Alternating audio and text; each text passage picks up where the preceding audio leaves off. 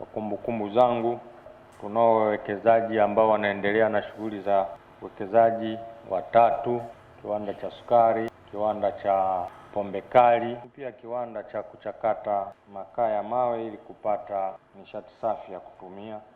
Napenda kusisitiza pia fursa kubwa ya uwekezaji katika sekta ya utalii nayo ipo, ambayo bado haijatumika kikamilifu. Lakini mkoa wa Ruvuma una vivutio vya asili, lakini pia una urithi wa utamaduni, lakini pia una mandhari ya kipekee na ukarimu wa wananchi. Hii ni fursa kwa uwekezaji katika hoteli na malazi ya viwango mbalimbali, lakini utalii wa kiikolojia na utamaduni, lakini pia huduma za usafiri na shughuli saidizi za kiutalii. Utalii ni sekta yenye mzunguko mkubwa wa fedha na ajira. Serikali ya mkoa iko tayari kushirikiana na wawekezaji wanaotaka kuwekeza katika eneo hili.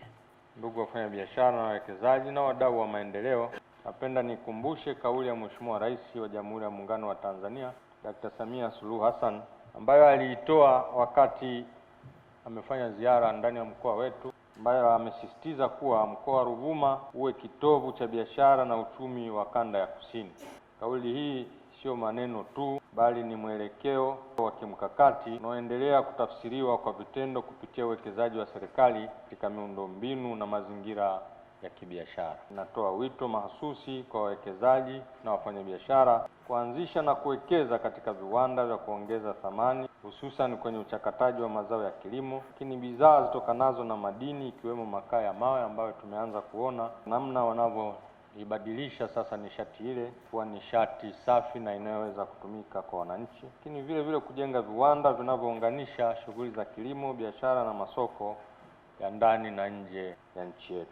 Lakini vile vile kuongeza thamani ndiyo njia ya kuongeza faida, ajira, mapato ya serikali na kipato cha wananchi. Dhamira hiyo njema ya Mheshimiwa Rais ya kukuza biashara, viwanda na uwekezaji katika nchi yetu haijaishia tu kutamkwa kwa maneno, pia imeandikwa katika ilani ya Chama cha Mapinduzi ya mwaka 25-30, lakini pia katika dira ya taifa 2050. Ni jukumu letu sote, sekta ya umma na sekta binafsi, kushirikiana kuhakikisha tunayafikia malengo yote yaliyowekwa. Mkoa wetu wa Ruvuma una fursa nyingi.